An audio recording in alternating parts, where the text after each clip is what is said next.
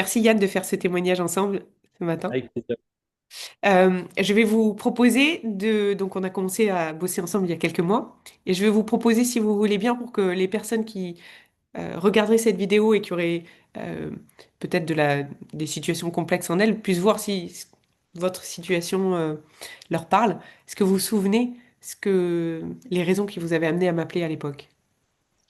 J'étais venu vous voir en tombant sur quelques vidéos de vous par hasard. Donc, on ne m'avait pas recommandé.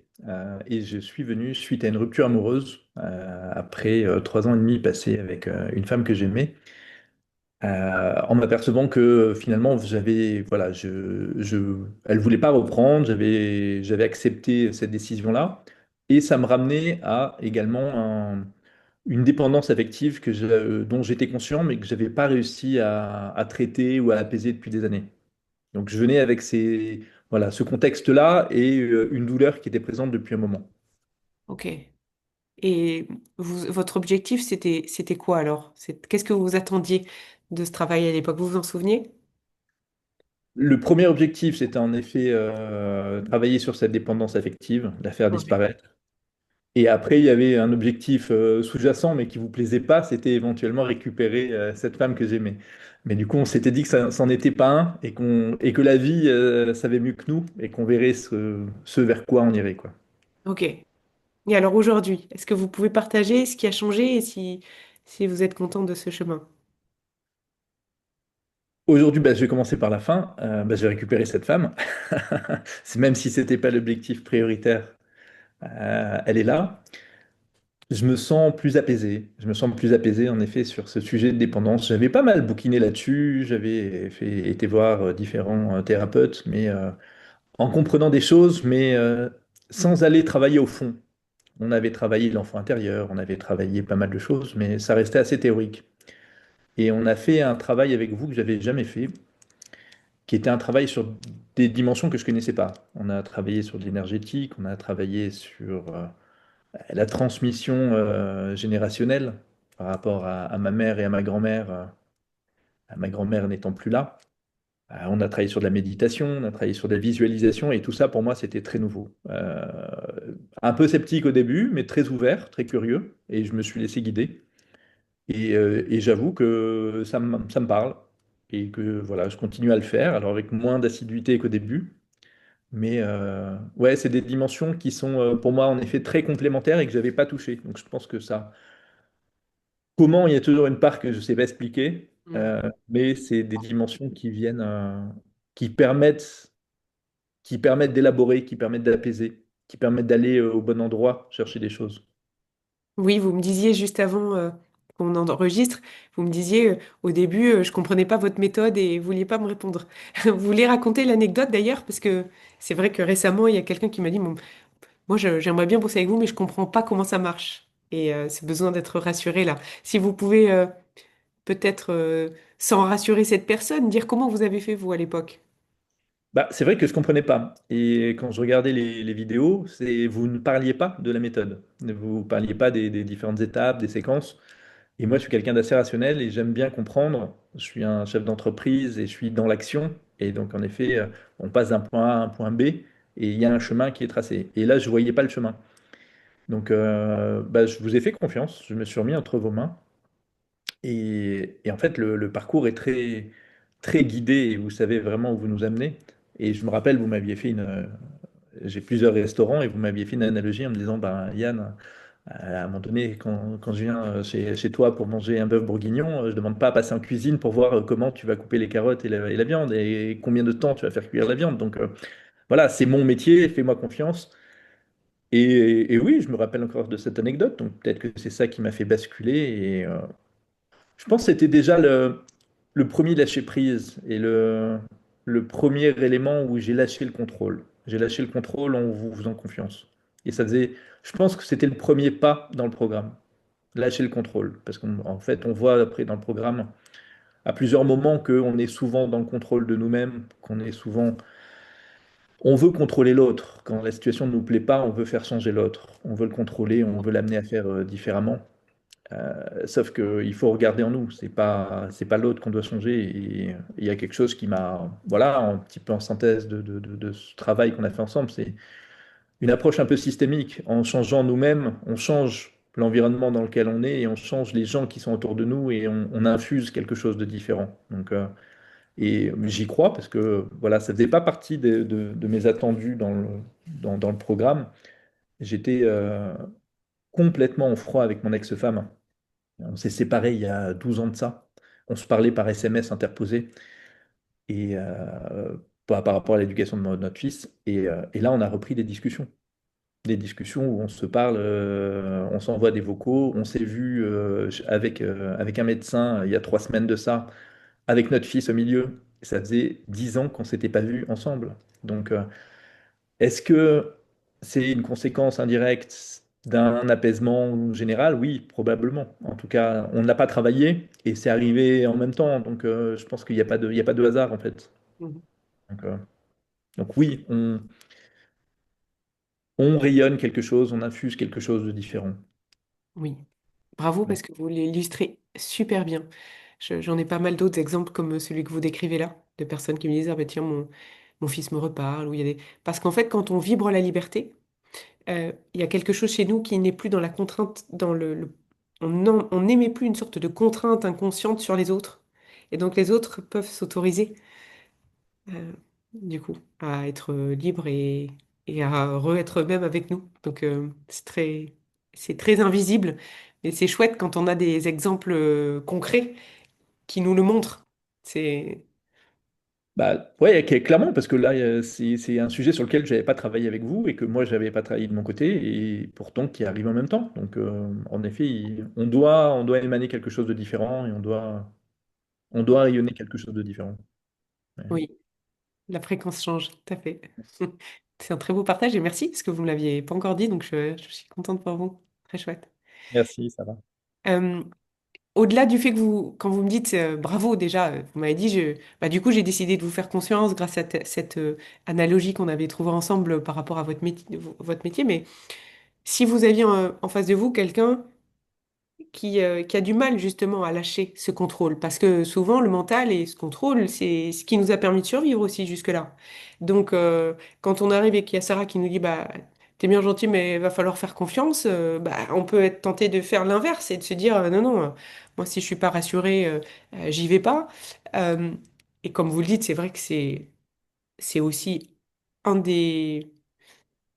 une des causes du problème. Mais c'est pas facile, parce que moi, le mot lâcher prise, vous savez, j'ai du mal avec. Je trouve ça terrifiant. Je dis, les gens qui disent lâcher prise, c'est quasi impossible. Donc, comment vous avez fait, vous? Vous vous souvenez à l'époque? Je me Pour... suis dit deux choses. Je me suis dit, je suis encore dans le contrôle, donc il y a un sujet de contrôle, et c'est peut-être l'occasion de le lâcher. Ouais. C'est peut-être la première étape pour me prouver que je suis capable d'évoluer. Et après, je me suis dit autre chose. Je me suis dit, j'aime bien faire des raisonnements par l'absurde. Et en fait, jusqu'à présent, ce que j'avais testé ne fonctionnait pas. Et donc, je me suis dit, OK, autant tester quelque chose que je comprends pas, que je connais pas, où je vois quand même des témoignages qui sont positifs. La personne m'inspire. Eh ben, essayons. Essayons. Voilà, il y a autant de probabilités que ça fonctionne que pour autre chose. Sauf que là, ça reste quand même, voilà, ça reste, tout n'est pas, tout n'est pas explicite. Mais je sais pas, voilà, s'il y a un intérêt à ne pas tout expliciter dès le départ pour nous laisser un peu mariner et faire une part du chemin nous-mêmes. Moi, j'aime beaucoup. Je le fais en fait en grande partie parce que ça oblige à connecter l'intuition. Et Mm, que du coup, moi, ça me donne la quasi-certitude que quand vous sautez, je sais qu'on va aller au bout. mm. Parce que ça veut dire que l'intuition était plus grande. Alors que si je sécurise trop, j'ai peur de convaincre. Et donc, c'est toujours un équilibre assez pas simple à trouver pour moi, parce que je veux surtout pas risquer d'être le sauveur qui dit, bah oui, oui, venez, je vous montre.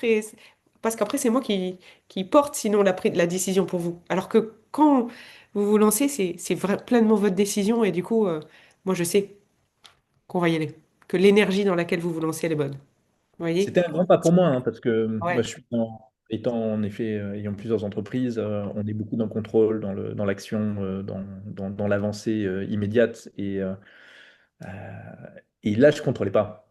Je contrôlais pas et je savais qu'il fallait que je lâche ce sujet-là. Donc ça a été un grand pas assez fort, quoi. Et en même temps, la ressource que vous témoignez avoir utilisée, c'est justement celle du dirigeant et de l'entrepreneur. Je me rappelle du témoignage, je ne sais pas si vous l'aviez vu, Alexandre, il y a longtemps, qui disait euh, que lui, il raisonne justement en tant qu'entrepreneur, il raisonne pas en coût, il raisonne en opportunité. Et il dit, c'est quoi mon coût si je le fais pas? Et donc, c'est cette démarche-là où vous vous dites, la- si ça marche, ça vaut tellement le coup qu'en fait, je prends le risque parce que je sais ce que j'ai à gagner. C'est orienté gain finalement. Vous vous êtes dit, si je reste comme ça, je sais que la situation va rester comme ça et elle me plaît pas. Donc, l'entrepreneur, il dit, je prends le risque que ça gagne. Vous voyez? Oui, complètement. Complètement. Et Donc, c'était aussi aller tenter quelque chose de nouveau. Ce que j'avais tenté dans le passé n'avait pas fonctionné, ou que partiellement, ou de façon pas durable. Là, l'idée, c'était voilà, d'aller creuser une autre dimension. Donc, et aujourd'hui, et vous êtes content de l'avoir fait? aujourd'hui, je suis content d'avoir fait. J'ai réussi à tirer des fils je crois que vous utilisez une expression qui est éclairer les angles morts. Donc, ouais, j'ai réussi à éclairer une partie de mon histoire familiale qui, je pense, avait des impacts. euh, pas si évident que ça sur ma vie d'aujourd'hui. Donc, je m'en suis affranchi. Et aujourd'hui, j'ai plus. Ce qui est intéressant, en effet, c'est qu'on fait assez facilement le lien entre le passé, le présent et le futur avec votre approche. Et donc, là, aujourd'hui, le passé est, on va dire, réparé. Le présent est plus serein. Et là, je suis en train de visualiser un futur voilà, qui me donne envie, dont, dont j'ai envie. Donc, C'est chouette.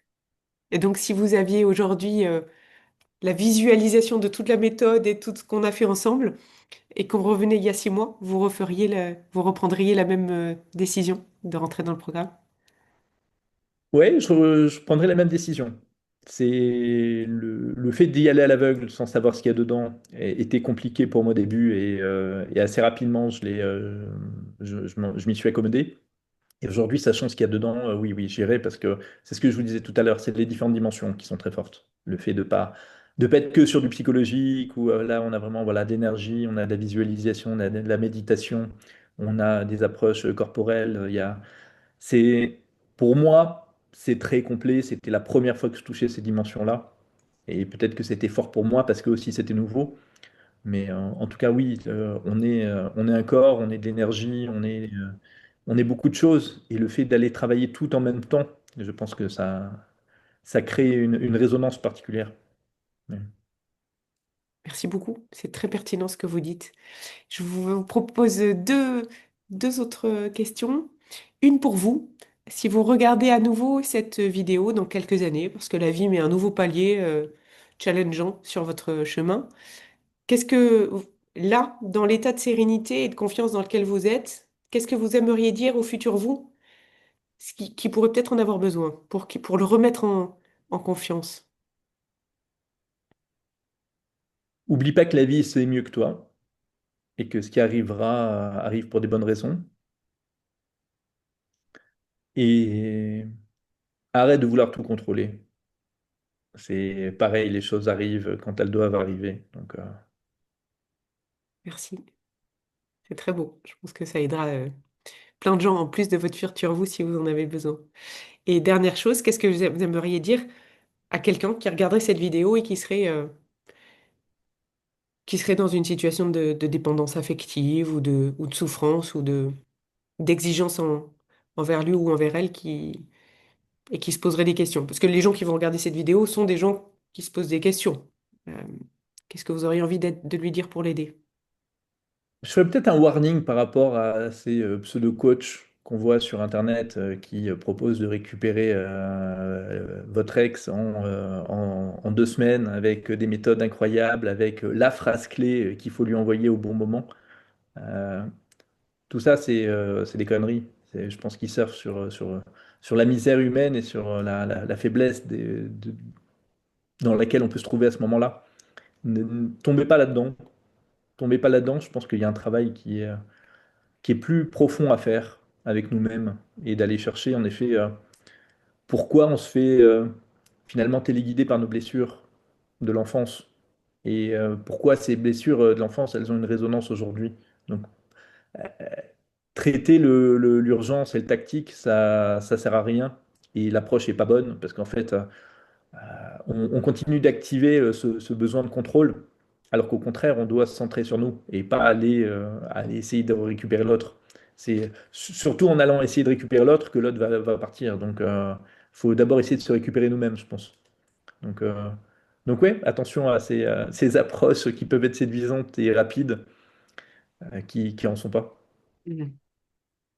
Oui, c'est vrai. Bien vu. Les méthodes miracles, méfions-nous. Merci beaucoup pour ce témoignage j'ai trouvé, très profond. Merci beaucoup. Est-ce que vous voulez rajouter quelque chose? Merci pour cet accompagnement. Merci pour votre douceur. Merci pour votre disponibilité parce que vous avez su l'être à des moments particuliers pour moi. Donc, merci pour ce que vous faites pour la communauté humaine, on va dire, pour nous, parce que si vous arrivez à adoucir un petit peu certaines personnes, ça fera un bien collectif. Donc, merci Merci pour ce que vous beaucoup. faites. Merci. Je suis très, très touchée. Merci beaucoup, pour votre confiance. Ça a été très chouette de bosser avec vous. Vraiment. Je, je coupe et je vous retrouve tout de suite. Merci, Yann.